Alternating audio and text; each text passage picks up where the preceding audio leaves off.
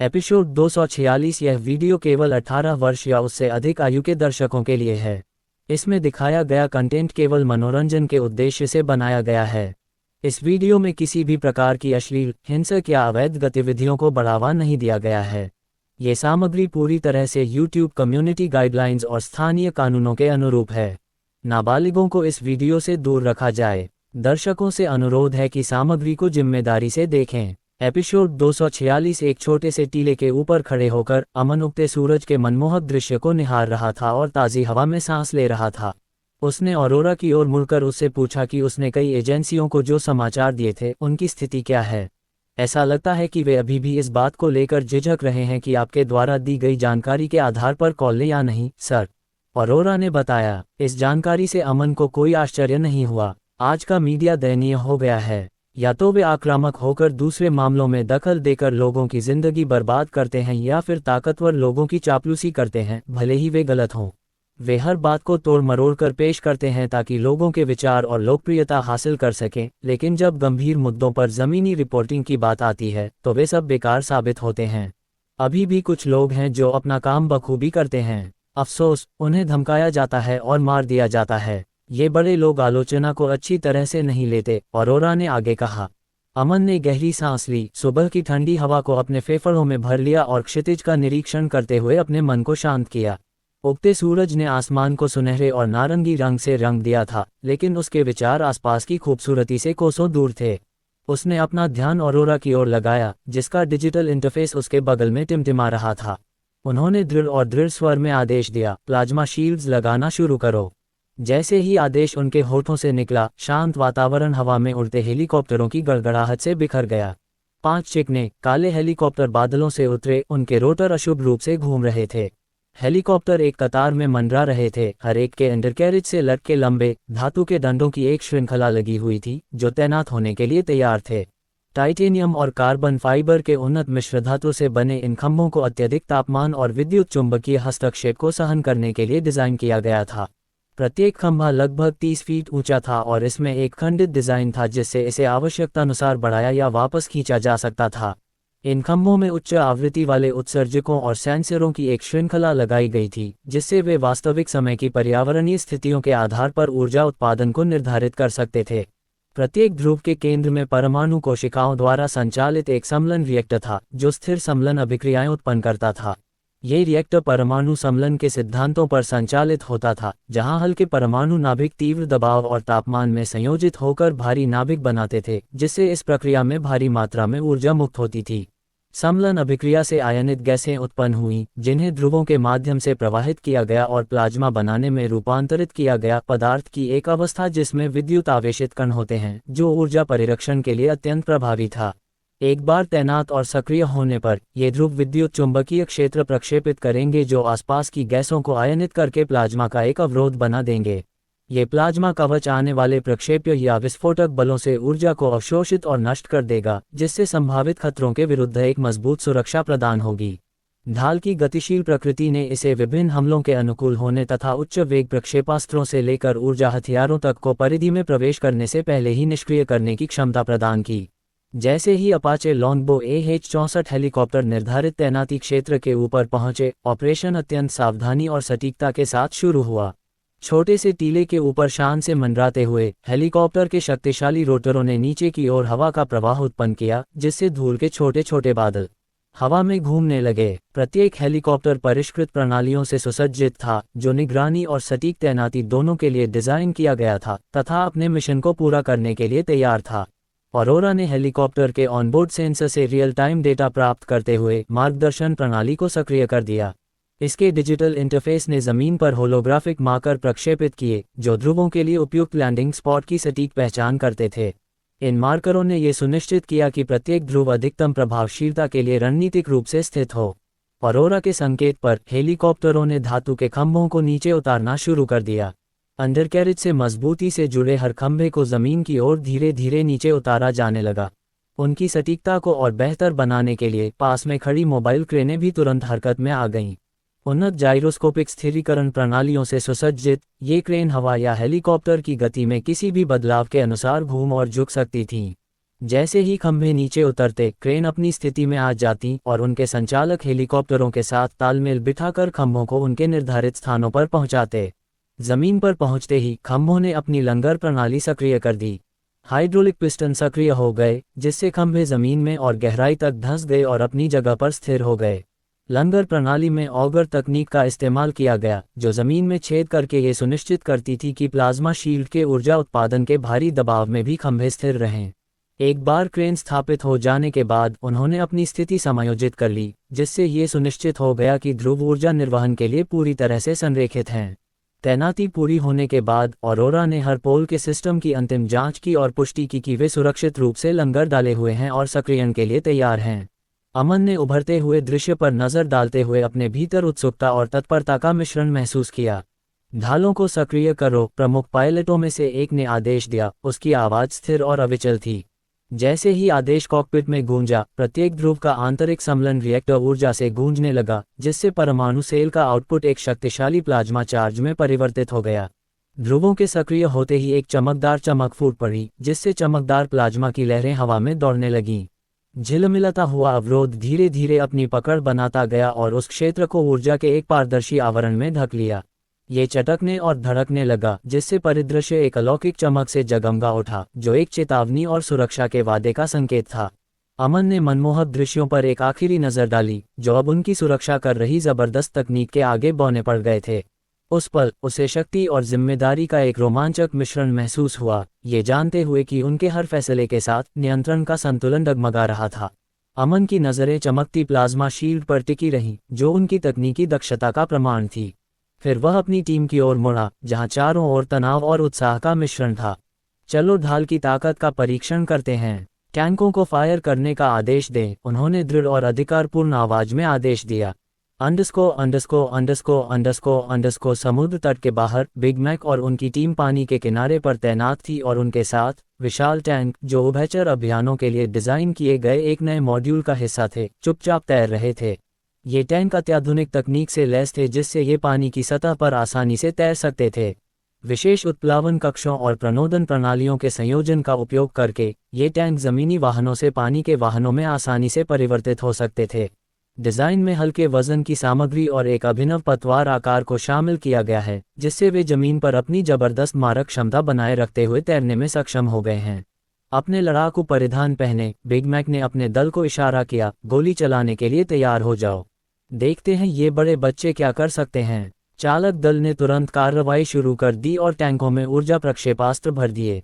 जैसे ही वे हथियारों को छोड़ने के लिए तैयार हुए, हवा में तीव्र गर्मी फैल गई। एक तेज आवाज के साथ पहले टैंक ने एक विद्युत चुंबकीय विस्फोट किया। ऊर्जा का गोला बिजली की तरह हवा में तेजी से फैला और फिर प्लाज्मा शील्ड से टकराया, जिससे उसकी सतह पर शॉकवेव दौड़ गईं। टक्कर गड़गड़ाहट की तरह गूंजी, जिससे ऊर्जा का एक अद्भुत प्रदर्शन हुआ जिसने आसपास के क्षेत्र को रोशन कर दिया। फिर से आग, बिग मैक चिल्लाया, उसके खून में एड्रेनालाइन का प्रवाह महसूस हो रहा था। एक एक करके टैंकों ने अपने विद्युत चुंबकीय विस्फोट छोड़े। हर गोली ने एक लहर पैदा की जिसने पूरे परिदृश्य को अपनी चपेट में ले लिया। जमीन कांप उठी और टैंकों के आसपास का पानी छलकने लगा, जिससे अफरा तफरी और बढ़ गई। हर प्रहार के साथ प्लाज्मा शील्ड चमक उठी, ऊर्जा को सोख कर हमले का डटकर सामना किया। लगातार चलते रहो, चलो इसे चरम सीमा तक ले चलते हैं। बिग मैक दहाड़ा, दृश्य की तीव्रता के साथ उसका उत्साह भी बढ़ता जा रहा था। टीम लगातार गोलियां चला रही थी, उनके धमाकों से आसमान जगमगा रहा था और उनकी रक्षात्मक तकनीक की सीमाएं भी बढ़ रही थीं। जैसे ही विद्युत चुंबकीय ऊर्जा ढाल से टकराए, अमन ने गहरी दिलचस्पी से देखा। हर धमाका उस शक्ति का प्रमाण था जो उन्होंने हासिल की थी और उसका आत्मविश्वास बढ़ता गया। प्लाज्मा ढाल मजबूती से टिकी हुई थी, लेकिन वह जानता था कि उन्हें आगे आने वाली किसी भी चुनौती के लिए तैयार रहना होगा। वाह, ये तो कमाल है, अमन उत्साह से उछलते हुए चिल्लाया। वह इतना उत्साहित था कि खुद बंदूक चलाकर देखना चाहता था। ऑरोरा, उनसे कहो कि अब रुकें, मैं स्वयं उन ऊपरी स्तर की किरणों पर निशाना लगाने जा रहा हूँ। नहीं साहब, हम पहले ही काफी हंगामा मचा चुके हैं। अगर आपने उन रेलगन में से एक भी गोली चलाई तो उसके धमाके से तूफान आ सकता है, इसलिए कृपया अपनी जिज्ञासा पर काबू रखें। अमन, जो पहले ही एक कदम आगे बढ़ चुका था, रुक गया और बड़बड़ाया, ऐसे खतरनाक हथियार रखने का क्या मतलब है अगर हम उनका इस्तेमाल ही नहीं कर सकते। अरे, अगर मुझे इन मशीनों का परीक्षण करना है तो मुझे दूसरे देशों के खिलाफ युद्ध छेड़ना होगा। काश कुछ देश लड़ाई शुरू कर दें ताकि मैं सचमुच उनका परीक्षण कर सकूं। ऑरोरा प्रणाली _______। जबकि अमन अपने नए हथियारों को आजमाने की इच्छा जता रहा था, वहीं बम्बई में कहीं एक समूह के लोग एकत्र हुए जो एक दूसरे से अपरिचित थे लेकिन एक ही उद्देश्य से एकजुट थे। सभी लोग, हम यहाँ सबसे महत्वपूर्ण विषय पर बात करने के लिए आए हैं जिसके बारे में मुझे यकीन है कि आप में से कोई भी इससे खुश नहीं है, और वह है हमारे गले में फंसी हड्डी को निकालना। जैसे ही सूर्य क्षितिज के नीचे डूबा, हलचल भरे बंबई शहर पर एक गर्म चमक बिखेरने लगा। लोगों का एक समूह शहर की सबसे ऊंची गगनचुंबी इमारतों में से एक के ऊपर एक भव्य पेंट हाउस में इकट्ठा हुआ। भव्य स्वीट के अंदर का वातावरण बाहर के लुभावने दृश्य से बिल्कुल विपरीत था। कमरे के बीचों बीच एक लंबी चमकदार महोगनी की मेज पर लजीज खाने और बेहतरीन वाइन की भरमार थी। ताज़े बने व्यंजनों की खुशबू हवा में फैली हुई थी, जबकि वेटर चुपचाप पीछे से मेहमानों की अच्छी तरह से खातिरदारी कर रहे थे। जैसे जैसे मेहमान अपनी सीटों पर बैठते गए, कमरे में उत्सुकता का माहौल बढ़ता गया। उपस्थित लोगों में से एक दंपति की निगाहें उनके सामने बैठे दो लोगों पर टिकी हुई थीं, जिनके साथ उनका साला भी था। सब लोग, हम आखिरकार सबसे महत्वपूर्ण बात पर बात करने के लिए यहाँ आए हैं, नोआ ने कहना शुरू किया। उसकी नज़र सोनालिया और उसके भाई जगेश पर पड़ी, जिनके चेहरे पर डरावने भाव थे। जगेश के चेहरे पर जो सौम्यता कभी दिखती थी वह अब गायब हो चुकी थी, उसकी जगह गहरी पीड़ा ने ले ली थी। ये नुकसान सिर्फ आर्थिक नहीं था, बल्कि उसके चेहरे पर एक तमाचा था, उसके अहंकार पर एक करारा तमाचा, जिसका बदला लेने के लिए वह दृढ़ था। उसे जिम्मेदार आदमी को खत्म करना था। बहुत कम सबूतों के बावजूद विशाल को यकीन था कि इस सब के पीछे अमन ही था और वह इस बात का पुरजोर समर्थन करता था। शुरुआत में जागेश ने अमन को किनारे करने के लिए सरकारी शक्ति का लाभ उठाने के बारे में सोचा, लेकिन विशाल ने बताया कि यह परेशानी भरा था क्योंकि अमन ने सरकार को भारी योगदान दिया था, करों का भुगतान किया था और राजनीतिक दलों को भारी दान दिया था। इसके अलावा इंद्र के बुनियादी ढांचे को अन्य राष्ट्रों के बराबर बनाए रखने के लिए भी वही जिम्मेदार था और उसकी उपस्थिति से इंद्र ने अंततः बाहरी हस्तक्षेप को कम कर दिया था। एक व्यापक सार्वजनिक लड़ाई हानिकारक थी क्योंकि इससे अमन के लिए अंतर्राष्ट्रीय समर्थन आकर्षित होता और वह इंद्र के खिलाफ हो सकता था, जिसके विनाशकारी परिणाम हो सकते थे। इसलिए वे केवल गुप्त हमलों का सहारा ले सकते थे, लेकिन जिन भाड़े के सैनिकों को उन्होंने काम पर रखा था उन्हें बाहरी हस्तक्षेप का सामना करना पड़ा। जो निकोबार द्वीप समूह तक पहुंचने में कामयाब रहे, वे अपनी कहानी सुनाने के लिए कभी वापस नहीं लौटे, इसलिए अब उन्हें दूसरे विकल्प आजमाने पड़े। सोनालिया आगे झुकी, उसकी उंगलियां उसकी ठुड्डी के नीचे टिकी थीं। हमें अपने गले में फंसी हड्डी निकालनी होगी। हम सब जानते हैं कि अमन हमारे ऑपरेशन के लिए एक बड़ा खतरा बनता जा रहा है। प्रारंभिक घोषणा के बाद नूह ने उन्हें स्थिति के बारे में जानकारी देने में पहल की और फिर रिचर्ड की ओर देखा और फिर दूसरे व्यक्ति की ओर, जिसने संक्षिप्त रूप से सिर हिलाया। मैं समझ गया। तो सूरी ने शुरू में अमन का समर्थन किया था और अब वह छोटा सा बच्चा उसे तकनीक के मामले में मदद कर रहा है, उस आदमी ने टिप्पणी की। हाँ मिस्टर पॉल, नूह ने पुष्टि की। कुछ देर रुककर पॉल नाम के उस आदमी ने नूह को घूरा और फिर जोर से हंसने लगा। जी भरकर हंसने के बाद पॉल ने व्यंग्यात्मक लहजे में कहा, क्या तुम मजाक कर रहे हो? मैंने तुम्हारी दी हुई जानकारी पर ही भरोसा किया है। सच कहूं तो यह एक शरारत लग रही है। तुम मुझे बता रहे हो कि वह कोई बड़ा आदमी है जिससे तुम सबको डरना चाहिए। ऐसा तो नहीं है कि उसके पास टर्मिनेटर जैसे एआई रोबोट हैं जो हमारे पीछे आ रहे हैं। पॉल इसलिए आया था क्योंकि रिचर्ड ने बताया था कि सूरी को गिराने का एक अवसर था, लेकिन उन्हें किसी को अपने पास लाने के लिए उसे फंसाना था। यह कोई मजाक नहीं है, जगेश ने गंभीर आंखों से बीच में ही टोकते हुए कहा। क्या आपने 4 जून को हुई भारी गिरावट और टर्नओवर के बारे में सुना है? हाँ, मैंने सुना है। इसका असर दूसरों पर भी पड़ा है। तुमने तो बहुत बड़ी गलती कर दी है ना? पॉल ने मजाक उड़ाया। जगेश के माथे पर एक मोटी नस उभर आई, जिससे उसे उस आदमी को मुक्का मारने की इच्छा हुई, लेकिन उसने उस आदमी के चेहरे पर मुक्का मारने की इच्छा को दबा लिया। ये हमारा काम नहीं था। यह इसलिए हुआ क्योंकि उस आदमी अमन का इसमें हाथ था, जगेश ने ठंडे स्वर में उत्तर दिया। पॉल के हाथ उसकी बात सुनकर जम गए। उसने उन्हें शक भरी नजरों से देखते हुए पूछा, क्या तुम सच में कह रहे हो? हम इस बारे में मजाक नहीं कर सकते। वह आदमी भले ही बहुत हानिरहित लगता हो, लेकिन वह इससे कोसों दूर है, नोआ ने जवाब दिया। जैसे जैसे बातचीत तेज होती गई, नोआ मेज के और पास झुक गया। उसकी आंखों में महत्वाकांक्षा और हताशा का मिला जुला भाव था। हमें सूरी को अपने जाल में फंसाना होगा। अगर हम अपने पत्ते सही से खेलेंगे तो हम अमन को बाहर निकाल सकते हैं। एक बार वह हमारे हाथ लग जाए तो हम उसे चारे के तौर पर इस्तेमाल कर सकते हैं। सोनालिया की निगाहें स्थिर और दृढ़ थीं। हम सिर्फ उसे हराने की बात नहीं कर रहे हैं, बल्कि उसे पूरी तरह से खत्म करने की बात कर रहे हैं। वही हमारी राह में खड़ी एकमात्र चीज़ है। उसके चले जाने के बाद अमन कमज़ोर हो जाएगा और हम उसे खत्म कर सकते हैं। पॉल ने अपनी बाहें क्रॉस करके चेहरे पर संदेह भरी नज़र डाली। यह इतना आसान नहीं है ना? फिर वह रिचर्ड की ओर मुड़ा, जो ज़्यादातर चुप था। तुम बहुत ज़्यादा चुप हो गए हो। तुम्हें क्या लगता है? रिचर्ड ने आखिरकार सावधानी से कहा। मैं उसे गिराने की चाहत समझता हूँ, लेकिन हमें इसके नतीजों पर भी विचार करना होगा। सूरी की एक प्रतिष्ठा है और अगर हम उसके खिलाफ कोई कदम उठाएंगे तो उसका उल्टा असर हो सकता है। वह सिर्फ एक अभिनेत्री नहीं है, उसके पास अपनी सेना भी थी। जगेश ने सहमति में सिर हिलाया, उसके चेहरे पर गंभीर भाव थे। लेकिन हम यूं ही बैठे बैठे कुछ नहीं कर सकते। अगर हम कुछ नहीं करेंगे तो अमन और भी मजबूत होता जाएगा। उसने पहले ही साफ कर दिया है कि वह पीछे नहीं हटेगा, और न ही सूरी। हमारी योजना साफ है, हम अमन को तुरंत नहीं मारेंगे। पहले हम सूरी को हराएंगे और उसका अपहरण करेंगे। इससे अमन को बाहर आने के लिए मजबूर होना पड़ेगा और फिर हम उसे एक साथ नीचे ले जा सकेंगे। रिचर्ड ने विकल्पों पर विचार करते हुए अपनी भौहें सिकोड़ लीं। लेकिन क्या अमन आएगा भी? वह ऐसे नहीं है जो आसानी से किसी जाल में फंस जाए। नूह ने नाक सिकोड़ी, उसके चेहरे पर आत्मविश्वास की एक चिंगारी लौट आई।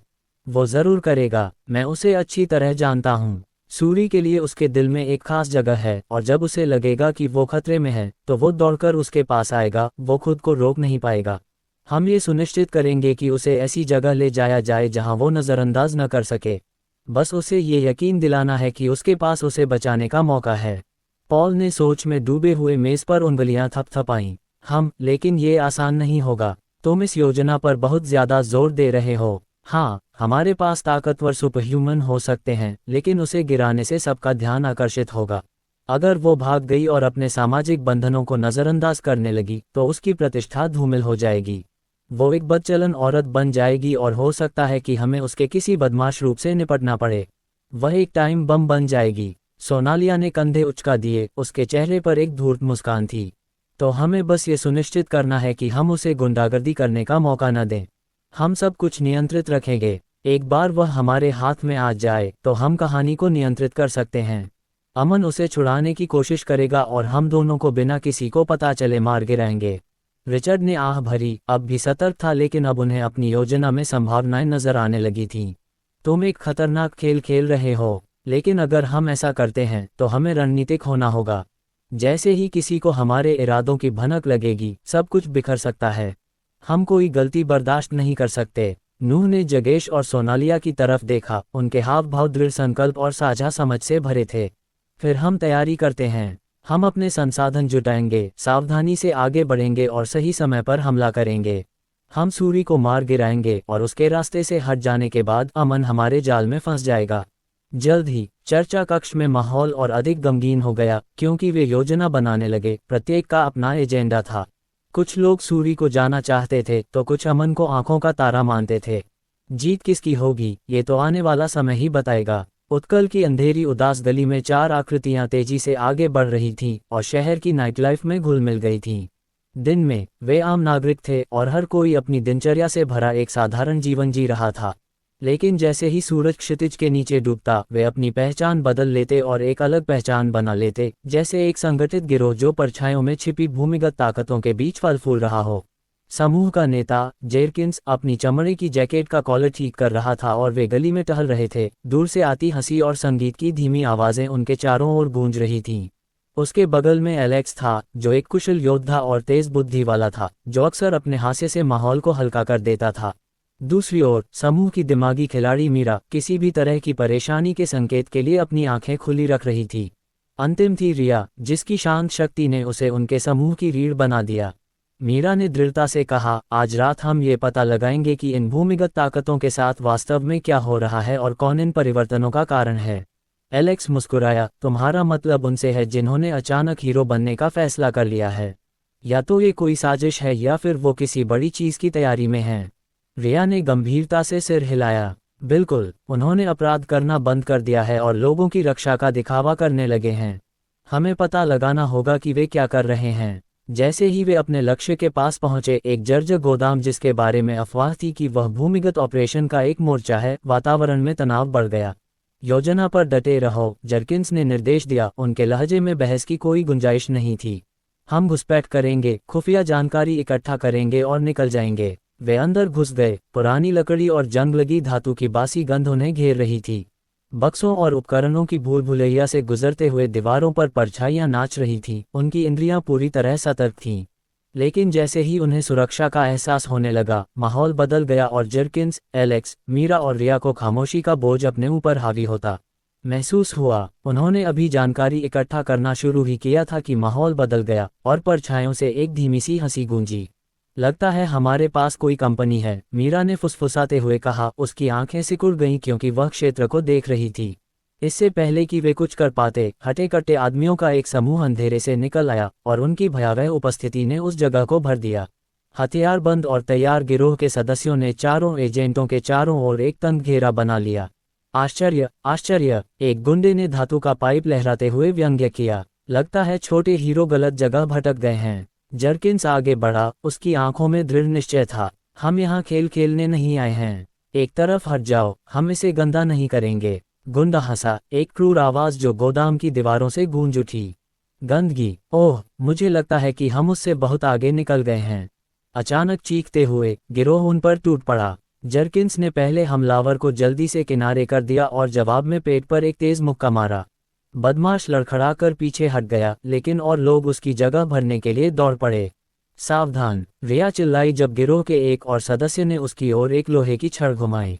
वह समय रहते झुक गई, लेकिन हथियार उसके कंधे को छू गया, जिससे उसे जोर का झटका लगा। चलते रहो, एलेक्स चिल्लाया। उसकी मुट्ठियां तेजी से चल रही थीं और उसने एक साथ 2 हमलावरों पर हमला किया। उसने एक जोरदार लात मारी जिससे एक हमलावर जमीन पर गिर पड़ा। जैसे ही उसे लगा कि अब उनके पास मौका है, एक और बदमाश ने पीछे से उस पर हमला किया और उसे जमीन पर पटक दिया। एलेक्स, मीरा चिल्लाई। उसकी धड़कनें तेज हो गईं और वह उसकी ओर दौड़ी। उसने एक बदमाश पर हमला किया और उसके पेट पर जोरदार लात मारी, लेकिन वह जरा भी नहीं हिला। बस इतना ही है क्या? उसने व्यंग्यात्मक लहजे में उसकी कलाई पकड़कर मरोड़ दी। मीरा सिहर उठी, लेकिन जल्दी से उसके चेहरे पर कोहनी मारकर खुद को छुड़ाने में कामयाब रही, जिससे वह लड़खड़ा गया। लड़ाई बढ़ती गई और कभी शांत रहे गोदाम में अफरा तफरी मच गई। जर्किंस ने एक और बदमाश को मार गिराया, लेकिन उसके जबड़े पर एक भूसा लगा, क्योंकि 2 और बदमाश बगल से उस पर घात लगाए बैठे थे। वह लड़खड़ा रहा था, अपने पैर जमाने की कोशिश कर रहा था, लेकिन दुश्मनों की संख्या बहुत ज्यादा थी। रिया ने अपनी फुर्ती का इस्तेमाल करते हुए, मुक्कों से बचते हुए जमकर मुकाबला किया, लेकिन थकान ने उसे कमजोर कर दिया। एक भारी हाथ ने उसे पीछे से पकड़ लिया और उसकी बाहों को उसकी बगलों से जकड़ लिया। पकड़ा, बदमाश गुर्राया और उसे जमीन पर गिरा दिया। रिया, जर्किंस चिल्लाया, लेकिन वह जल्दी ही पराजित हो गया और एक अन्य गुंडे ने उसे पकड़ लिया, जिसने उसकी पीठ पर जोरदार वार किया। जैसे जैसे लड़ाई बढ़ती गई, समूह का प्रत्येक सदस्य अलग थलग पड़ गया। गिरोह भेड़ियों के झुंड की तरह घिरता गया। जमीन पर दबा हुआ एलेक्स अपने ऊपर लदे बदमाश के वजन से जूझ रहा था, छूटने की कोशिश कर रहा था, लेकिन हर कोशिश उसकी ताकत और कम होती जा रही थी। मेरे ऊपर से हट जाओ, वह चिल्लाया, लेकिन उसकी कोई बात अनसुनी हो गई। MV योजक चिन्ह novelbin.net से विशेष अध्यायों का आनंद लें। मीरा खुद को एक कोने में फंसा हुआ पाती है, उसकी पीठ गोदाम की ठंडी दीवार से सट जाती है। वह बेतहाशा घूंसे बरसाती है, लेकिन एक हटे कट्टे बदमाश ने हवा में ही उसकी मुट्ठी पकड़ ली और उसकी कमर पर जोरदार हुक से वार किया। उसके फेफड़ों से हवा निकल गई और वह जमीन पर गिर पड़ी। उन्हें खत्म कर दो, डोनाल्ड की आवाज गूंजी, ठंडी और आदेशात्मक, जिसने गिरोह के सदस्यों को नए जोश के साथ प्रेरित किया और वे अपने लाभ के लिए आगे बढ़े। एलेक्स अभी भी जमीन पर जूझ रहा था और जख्मों से लथपथ जर्किंस ने एक और हमलावर को रोका, लेकिन वह खुद को संभाल नहीं पाया। उसके सिर के पिछले हिस्से पर एक जोरदार वार हुआ, जिससे वह रिया के बगल में जमीन पर गिर पड़ा, जो अभी भी खुद को छुड़ाने के लिए संघर्ष कर रही थी। जब वे अभिभूत हो गए तो उनके मन में अनगिनत प्रश्न उमड़ पड़े। क्या हो रहा था? क्या कुछ दिन पहले तक वे सिर्फ गुंडों का एक समूह नहीं थे, फिर वे इतने शक्तिशाली क्यों हो गए? देश की सेवा करने वाले एजेंटों के रूप में ये हास्यास्पद था कि उन्हें अप्रशिक्षित आवारा कुत्तों के एक समूह द्वारा पीटा गया। अब तुम इतने सख्त नहीं हो, है ना? डोनाल्ड ने प्रकाश में कदम रखते हुए ताना मारा, उसके चेहरे पर विजयी भाव था। जर्किंस की नज़र धुंधली पड़ गई जब उसने खुद को ऊपर धकेलने की कोशिश की। यह अभी खत्म नहीं हुआ है, उसने घुरघुराते हुए कहा, लेकिन एक बूट उसकी पीठ पर जोर से पड़ा, जिससे वह फिर से नीचे गिर गया। एक एक करके वे गिरते गए, उनके विरोधियों की भारी संख्या और क्रूरता ने उन्हें नीचे गिरा दिया। मीरा, जो सांस लेने के लिए तरस रही थी, को गिरोह के एक सदस्य ने खींचकर खड़ा किया और उस पर व्यंग्य किया। खेल खत्म, उसने फुसफुसाते हुए उसकी बाहों पर अपनी पकड़ मजबूत कर ली। लड़ाई के दौरान अंततः वे फंस गए और गिर पड़े। जब वे अपने अपहर्ताओं से जूझ रहे थे, तभी एक तेज तर्रार हट्टा-कट्टा आदमी आगे आया, उसके चेहरे पर एक मुस्कान फैल गई। वे मूर्ख हैं, है ना जर्किंस? थके हुए चेहरे वाले तीनों एजेंट अचानक चौड़ी आंखों से जर्किंस को देखने लगे, जबकि जर्किंस का चेहरा बेहद शांत था। क्या? एलेक्स ने घबराकर कहा। क्या मैंने नहीं कहा था कि इसे अभी उजागर मत करो? तुम उन्हें झटका देने पर इतने अड़े क्यों हो, डोनाल्ड? जर्किंस ने बड़बड़ाते हुए आहभरते हुए अपना सिर हिलाया। जर्किंस ने उसे पकड़े हुए आदमी को एक तरफ धकेल दिया। अब अभिनय खत्म हो गया है, मुझे पकड़ना बंद करो। फिर उसने अपने कपड़े झाड़े और डोनाल्ड को घूरा। ऐसा इसलिए है क्योंकि उन्हें चौंकाना अच्छा लगता है, गिरोह के नेता डोनाल्ड ने उत्तर दिया, जो स्पष्ट रूप से फैल रही अराजकता से खुश था। अपने हाथ बंधे होने और मन में भ्रम की स्थिति के कारण समूह को एहसास हुआ कि वे एक जाल में फंस गए हैं। डोनाल्ड ने अपनी तकनीकी टीम को इशारा किया, जो तुरंत ही खतरनाक इरादे से पकड़े गए एजेंटों के पास पहुंच गई। उन पर नवगियर लगाओ, डोनाल्ड ने निर्देश दिया। उसके चेहरे पर एक संतुष्ट मुस्कुराहट थी। जैसे ही तकनीशियन अंदर आए, जर्किंस ने डोनाल्ड की तरफ देखा। तुम्हें इसे इतना नाटकीय बनाने की जरूरत नहीं थी। इसमें मजा कहाँ है? डोनाल्ड ने मुस्कुराहट बढ़ाते हुए कहा। और हाँ, मैं चाहता था कि वे समझें कि यह कितना गंभीर मामला है। समूह ने नव गियर पहनने के लिए संघर्ष किया और विरोध किया, लेकिन उन्हें आसानी से पराजित कर दिया गया और जल्द ही उनके सिर पर गियर डाल दिया गया। इसके साथ ही हमारा एक और समूह तैयार हो गया, डोनाल्ड ने संतुष्टि के साथ कहा। लेकिन यह आखिरी बार है, मैं इसे दोबारा नहीं करूंगा क्योंकि यह बहुत जोखिम भरा था। शाखा प्रमुख को छोड़कर हमने सभी को नियंत्रण में कर लिया है। अगर तुम भी उसे ले जाना चाहते हो तो जाओ और उसे नीचे गिरा दो, मैं तुम्हें स्थान बता दूंगा। जर्किंस ने टीम के साथियों की ओर देखते हुए बुदबुदाया। वह उनके बारे में चिंतित नहीं थे क्योंकि उनके साथ कभी भी दासों जैसा व्यवहार नहीं किया गया और न ही उन्हें कोई अनुचित आदेश दिया गया। अमन हाईटेक लैब में चिकनी मेज पर झुका हुआ था, जिसके चारों ओर होलोग्राफिक डिस्प्ले लगे थे, जिन पर नए विकसित कॉम्बैट सूट के प्रायोगिक डेटा टिमटिमा रहे थे। आंकड़ों को देखते हुए उसकी भौहें सिकुड़ गईं, हर विवरण पिछले से भी ज्यादा भयावह था। सूट के ऊर्जा केंद्र से उत्पन्न गर्मी पहनने वाले के लिए गंभीर खतरा पैदा कर सकती है, उन्होंने स्थिर स्वर में लेकिन चिंता से भरे स्वर में कहा। अगर केंद्र का तापमान गंभीर हो जाता है तो हमें गंभीर रूप से जलने या इससे भी बदतर स्थिति का खतरा होता है। हमें बेहतर ऊष्मा निष्कासन तंत्र की आवश्यकता है, और जोड़ पूरी गति के लिए पर्याप्त लचीले नहीं हैं, जिससे ऑपरेशन में बाधा आ सकती है और युद्ध प्रभावशीलता कम हो सकती है। सूट को चपलता का त्याग किए बिना प्राकृतिक मानव गति की अनुमति देनी चाहिए। अमन आगे पीछे टहलते हुए, अपने बालों में हाथ फेरते हुए सूट की और भी कमियां गिनाता रहा। और थ्रस्टर्स शक्तिशाली होते हुए भी संतुलन बिगाड़ रहे हैं। अगर पहनने वाला पैंतरेबाजी के दौरान स्थिर नहीं रह पाता तो अतिरिक्त गति और फुर्ती बेकार है। हमें डिजाइन में उनके एकीकरण को सुव्यवस्थित करने की जरूरत है। वह एक पल के लिए रुका और आगे बढ़ने से पहले होलोग्राम पर नजर डाली।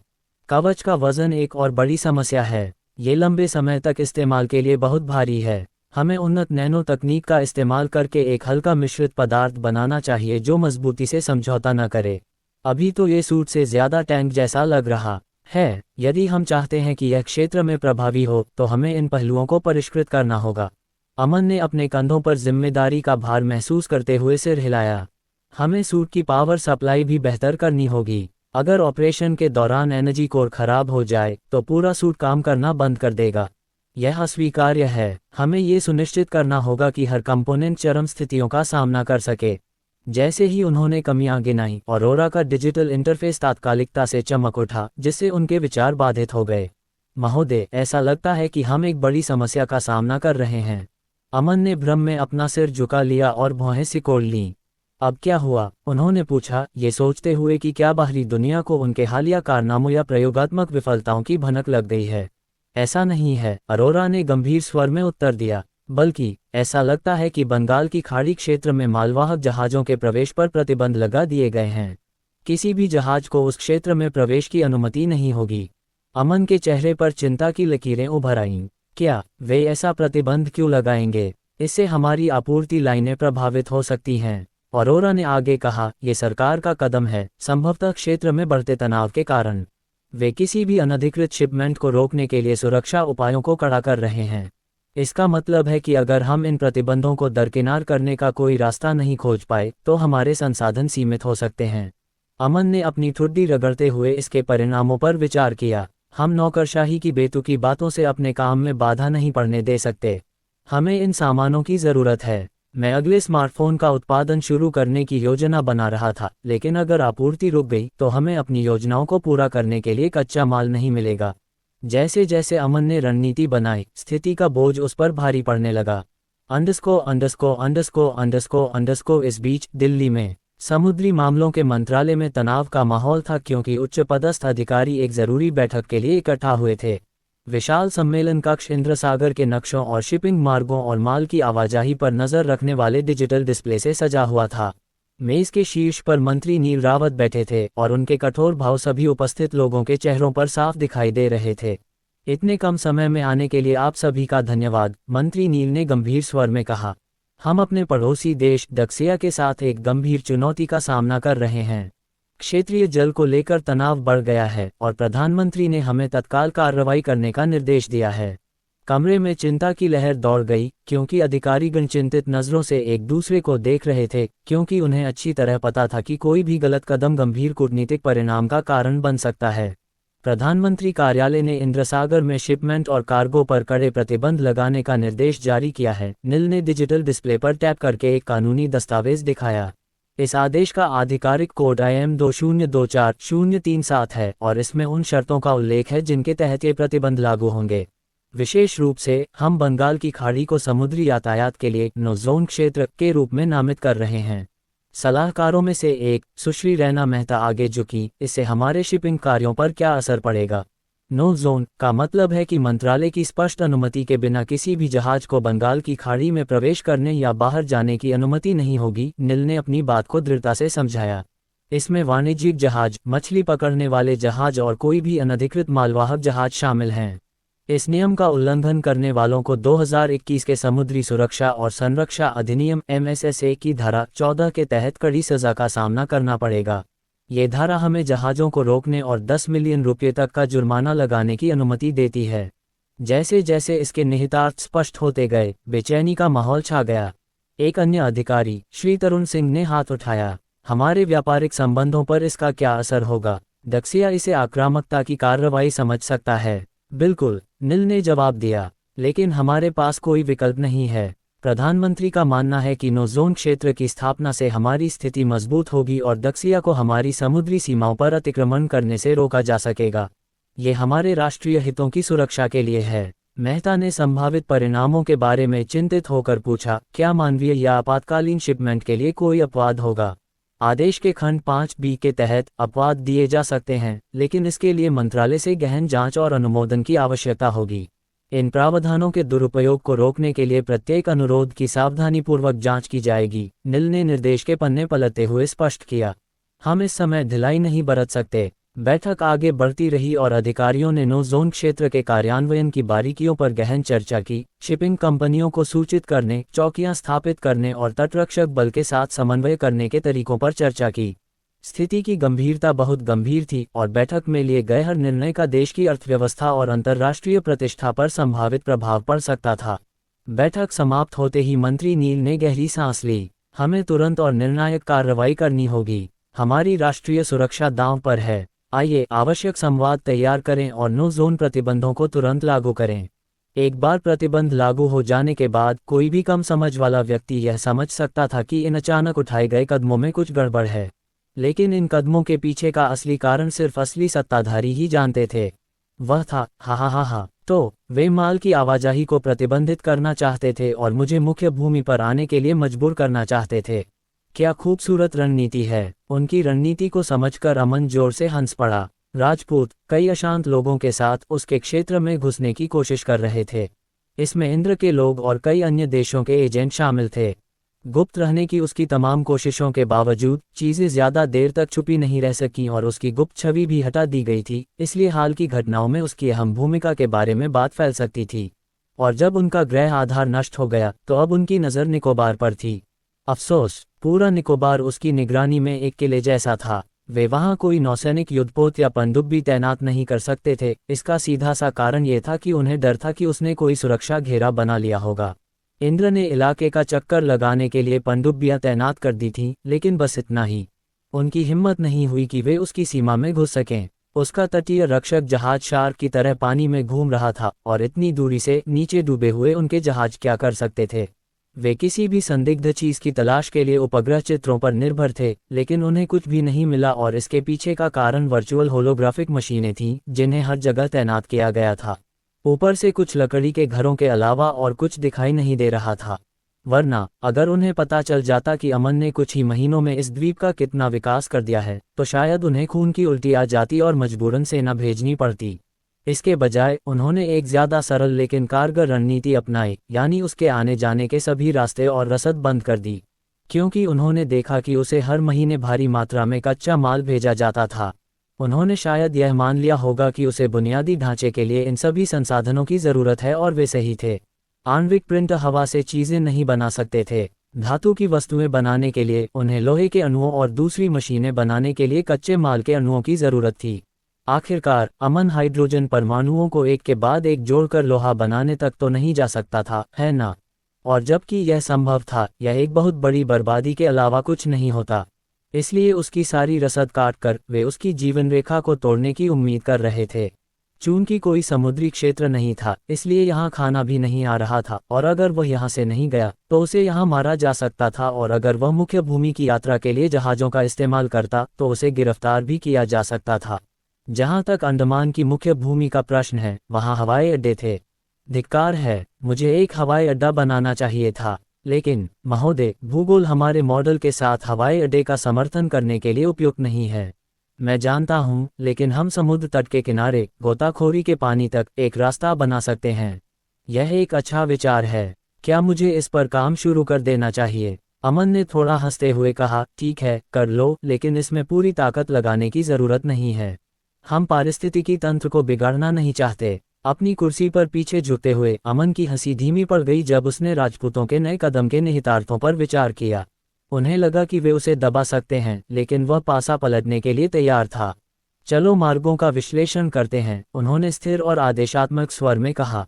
अरोरा ने तुरंत प्रतिक्रिया दी और क्षेत्र का एक होलोग्राफिक मानचित्र प्रक्षेपित किया।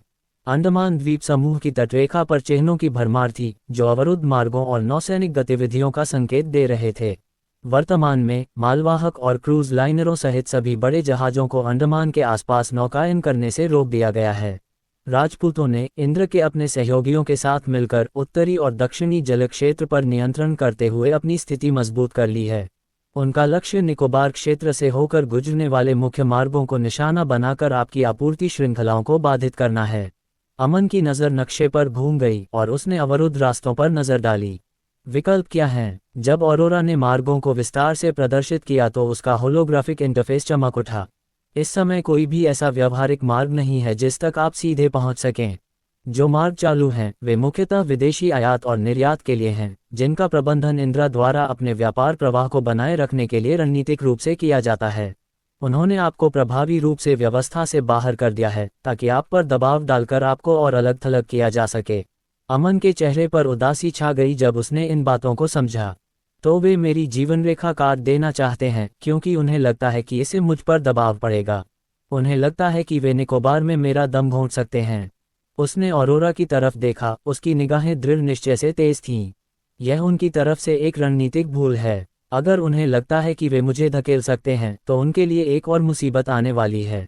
अरोरा ने उसे गौर से देखा। तो फिर योजना क्या है? सभी रास्ते बंद होने के कारण हमें अपना अस्तित्व सुनिश्चित करने और ज़रूरी सामान इकट्ठा करने के लिए तेज़ी से काम करना होगा।